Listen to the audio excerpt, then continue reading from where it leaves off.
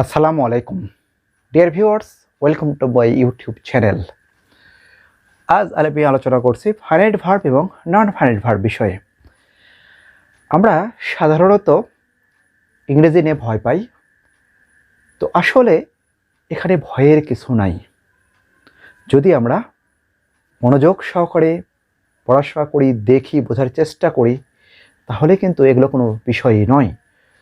তো ভার্ব 8টি parts of স্পিচের একটি গুরুত্বপূর্ণ বিষয়, অংশ বা বিভাজন। কেননা ভার্ব ছাড়া কোনো বাক্য গঠিত হতে পারে না। সবচেয়ে বেশি গুরুত্বপূর্ণ, কারণ একটা ওয়ার্ডে যদি একটা বাক্য গঠন করে সেটি হলো ভার্ব। ওকে, আমরা বলি, বাংলায় বলি চলো, যাও, খাও, পড়ো, অপেক্ষা করো। আসলে ওয়েট, ইট, গো, এই যে এক একটি ওয়ার্ড আমরা ব্যবহার করি, এগুলো এক একটি হলো ভার্ব। আর এই ভার্ব দিয়ে কিন্তু আমাদের ইম্পারেটিভ সেন্টেন্স গঠিত হচ্ছে। সুতরাং একটা ওয়ার্ড দিয়েও একটা বাক্য হচ্ছে, সেটি কিন্তু অবশ্যই ভার্ব। তো ভার্বটা এই জন্যই খুবই একটি শক্তিশালী এবং ক্ষমতাধর 8টি পার্টস অফ স্পিচের একটি। ডিয়ার ভিউয়ার্স, এই ভার্বের মধ্যে বিভিন্ন বিভাজন রয়েছে। তো আমি একটা বিষয় নিয়ে আলোচনা করছি, সেটি হলো ফাইনাইট এবং নন ফাইনাইট ভার্ব নিয়ে।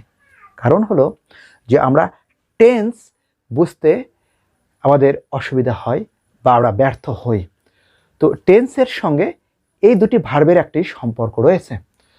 তো ভার্ব খুবই গুরুত্বপূর্ণ একটি বিষয়। টেন্সকে বলা হয় হলো গ্রামারের, ইংরেজি গ্রামারের আত্মা, আর সেই টেন্সের ভিত্তি হলো এই ভার্বটা।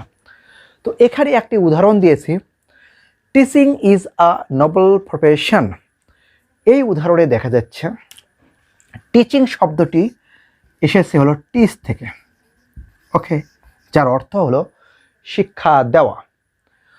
এরপরে আমরা আসি, এখানে আরেকটি ভার্ব আমরা স্পষ্টত কিন্তু পাচ্ছি, ইজ। তাহলে এটিও ভার্ব থেকে এসেছে, আর এখানে কিন্তু একটি ভার্ব হিসেবে ব্যবহার করা রয়েছে। এখন আমরা জেনে রাখার চেষ্টা করি যে আসলে এই দুটির মধ্যে কোনটিতে টেন্স হচ্ছে, কোনটি টেন্স গঠন করে। তো এখানে বলে রাখি, টেন্স গঠন করতে চাইলে অবশ্যই সাবজেক্টকে অনুসরণ করতে হবে, যদি সাবজেক্ট থাকে। যদিও ইম্পারেটিভ বাক্যে সাবজেক্ট থাকে না, সুতরাং তারপরেও কিন্তু সেটি ইউকে অনুসরণ করে। ডিয়ার ভিউয়ার্স, তাহলে কোন ভার্বটা, এখানে দুটি ভার্বের মধ্যে কোনটি টেন্সকে সাবজেক্টকে অনুসরণ করে? তো এখানে আসলে সাবজেক্ট বলতে এটিই কিন্তু বোঝানো হচ্ছে যে আসলে এটিই হলো এই ভার্বের সাবজেক্ট। এই ভার্বের সাবজেক্ট হলো টিচ। সুতরাং সাবজেক্টকে অনুসরণ করছে কোনটি? এটি। তো এই ভার্বের আগে তো আর কোনো ওয়ার্ড নাই বা কোনো সাবজেক্ট নাই, তাহলে সাবজেক্টকে অনুসরণ করছে। আবার যদি বলা হয় যে 12টি ফর্ম, টেন্সের 12টি ফর্মের মধ্যে এই দুটি কোনো একটি ফর্মের মধ্যে বিলং করে, তাহলে আমরা বলবো যে এই ইজ, এটি প্রেজেন্ট ইনডেফিনিট টেন্স গঠন করে। আর এটি আইএনজি যুক্ত থাকলেও এই যে কন্টিনিউয়াস টেন্স হওয়ার মতো যে যোগ্যতা, সার্থকতা প্রয়োজন, সেটি কিন্তু নাই। কারণ সাবজেক্ট থাকতে হবে, verb to be auxiliary verb এবং আইএনজি যোগ থাকতে হবে, তখনই কিন্তু এটি একটি টেন্স গঠন করবে এবং কন্টিনিউয়াস টেন্স গঠন করবে। তো তাহলে দেখা যাচ্ছে যে সাবজেক্ট অনুসরণ করে বসছে কোনটা? ইজ। আর টেন্সের পরিবর্তন বা টেন্স গঠন করেছে কোনটি? ইজ। তাহলে মনে রাখবো যে ফাইনাইট ভার্ব কি করবে? এটি সাবজেক্ট অনুসরণ করে, সাবজেক্টকে অনুসরণ করে। সাবজেক্টকে অনুসরণ করে মানে কি? সাবজেক্টের নাম্বার, পার্সন সে অনুযায়ী পরিবর্তিত হয়। আর প্লাস কি করে? টেন্স অনুযায়ী পরিবর্তিত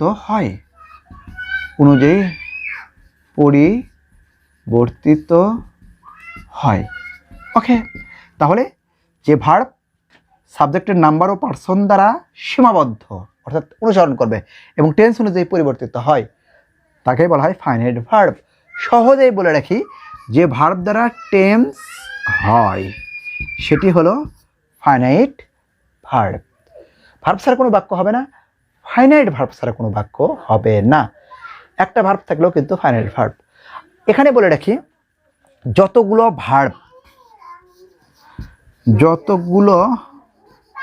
ভার্ব এর সমন্বয়ে টেন্স অর্থাৎ কোনো একটি ফর্ম টেন্স গঠিত হয়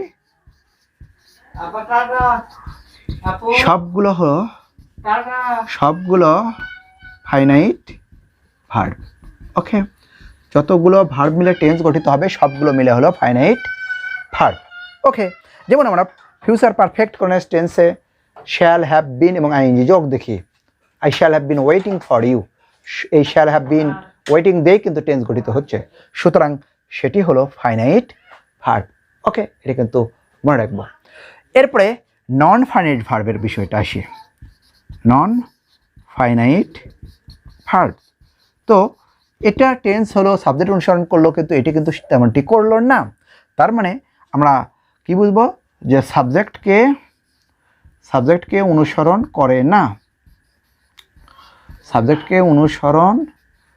করে না, মানে সাবজেক্ট অনুযায়ী পরিবর্তিত হয় না। ওকে, প্লাস আরেকটি বিষয় কি, টেন্স অনুযায়ী পরিবর্তিত হয় না, টেন্স অনুযায়ী পরিবর্তিত হয় না, অর্থাৎ টেন্স মানে না। তার মানে এখানে কি জানলাম যে টেন্স হয় না। ডিয়ার ভিউয়ার্স, তাহলে কি জানলাম, ফাইনাইট ভার্ব সাবজেক্টকে অনুসরণ করবে, নন ফাইনাইট ভার্ব সাবজেক্টকে অনুসরণ করবে না। ফাইনাইট ভার্ব টেন্স অনুযায়ী পরিবর্তিত হয়, টেন্স বোঝা যায়। নন ফাইনাইট ভার্বে টেন্সকে অনুসরণ করে না। সহজ কথায় ফাইনাইট ভার্বে টেন্স হয়, নন ফাইনাইট ভার্বে টেন্স হয় না। তো এই বিষয়গুলো যখন আমরা কারেক্ট ইউজ অফ ভার্বস করবো, রাইট ফর্মস অফ ভার্বস করি, তখন কিন্তু এই জিনিসগুলো অত্যন্ত গুরুত্ববহ এবং বাক্য গঠনে, অ্যাক্টিভ প্যাসিভ ভয়েসে এবং স্পিচ জেনারেশনে, এগুলো সকল ক্ষেত্রেই কিন্তু একটু গুরুত্বপূর্ণ একটি বিষয়। ভার্ব ছাড়া কোনো বাক্য হয় না এবং ফাইনাইট ভার্ব ছাড়া কোনো বাক্য হয় না। আমি আর একটি উদাহরণ দিচ্ছি। যদি বলা হয় যে আই স হার ডান্সিং, আমি তাকে নাচতে দেখলাম। ডিয়ার ভিউয়ার্স, এই দুটি ভার্বের মধ্যে এটি কিন্তু টেন্স হচ্ছে পাস্ট ইনডিফিনিট, যদি আমরা বলতে পারি যে এটি টেন্স হচ্ছে পাস্ট ইনডিফিনিট এবং এটিও কিন্তু সাবজেক্টকে অনুসরণ করছে, তাহলে এটি হলো ফাইনাইট ভার্ব। আর এটি কিন্তু সাবজেক্টকে অনুসরণ করছে না, টেন্স অনুযায়ী গঠিত হচ্ছে না, পরিবর্তিত হচ্ছে না, সুতরাং এটি হলো নন ফাইনাইট ভার্ব। এখানে একটু উদাহরণটা আরও একটু ক্লিয়ার করে দিই। আমি যদি এটাকে চেঞ্জ করি, যে পাস্ট ইনডিফিনিট টেন্স থেকে আমি অন্য টেন্সে রূপান্তর যদি করি, যে আই হ্যাভ সিন হার, তবুও কিন্তু ডান্সিং থাকবে। I shall see her, dancing থাকবে। আমি যদি আরও পাস্ট করি, যে I had seen her dancing, যদি কখনো ব্যবহার করি, তারপরেও কিন্তু এটার সঙ্গে আইএনজি যুক্ত থাকছেই।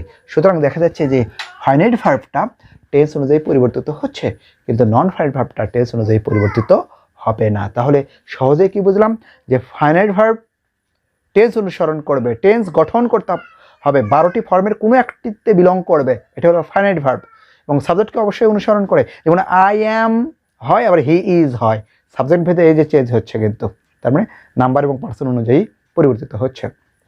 আর নন ফাইনাইট ভার্বটা কিন্তু এমনটি ঘটে না। যেমন আমরা এইদিকে টেন্সটাকে বিভিন্ন রূপেই রূপান্তর করলাম, কিন্তু ডান্সিংয়ের কোনো পরিবর্তন হলো না।